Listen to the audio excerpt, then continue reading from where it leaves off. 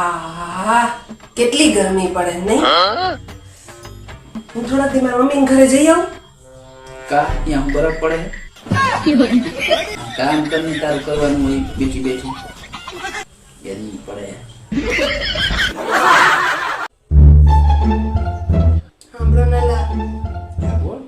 હમણાંથી મને એક બીમારી થઈ ગઈ. કઈ વરી? ખાધા પછી મને ભૂખ નથી લાગતી, ભૂઈ મીઠા પછી મને નીંદર નથી આવતી. તો એમ કરવું હું કામ કર, શું? અડધી રાતે જઈને ને કલાક એક તડકામ બે નો હોય આવા નવા કઈક ને કઈક પ્રશ્ન લઈને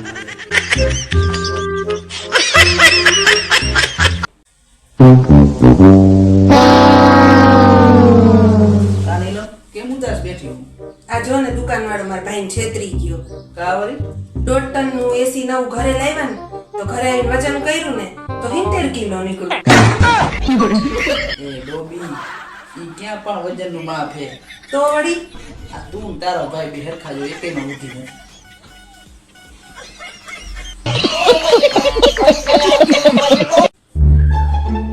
હલો હલો, એ તમારો બરોબર અવાજ નથી આવતો. અહીં કાંઈ સંભળાતું નથી અહીં ટ્રાફિકમાં. હલો હાલો, તમારો અવાજ ન આવતો હોય મારામાંથી ફોન કરી લ્યો. બંધ અને ઉઘરાણી વરા છે.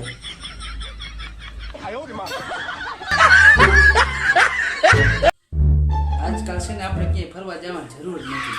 અમુક લોકો છે ને ઘરે બેઠા જ આપણું મગજ કરી નાખતા હોય. કોને કહો? હું ક્યાં તને કહું, હું તો વિડીયો બનાવું. હા એમ, મારું નામ તો લેતા જ નહીં. યાર કોણ નામ લે? તું તારું સાનામાં કામ કર ને જે કરતી હોય. તને વાળીથી ઘઉંનો નમૂનો લાવ્યો. જો કેવા ઘઉં. આ કઈ બહુ સારા નથી. બીજા ઘઉં લેતા આવો ને. બીજા લેતા હોય.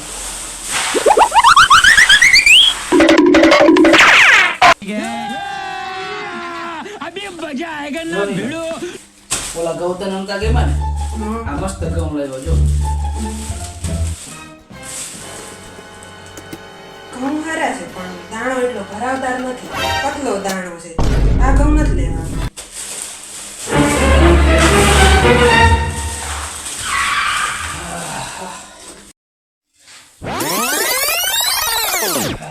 જો નીલમ આખો દી ઘઉંના નમૂના લઈ લઈને હું થાકી ગયો. હવે તો હે ને હળવદના ઈશનપુર ગામના મસ્ત ઘઉં લાવ્યો હું. હવે તો પાસ કઈ ઘઉં જોઈ લો.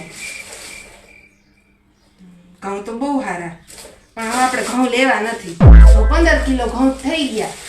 હવે દરાઈ આવો, જાઓ. તું મને આ 15 કિલો ઘઉં ભેગા કરવા હાટુથી મને ધક્કા ખવડાવી દીધી ઉંમર લેવાનો. ये भगवान क्या जुल्म है.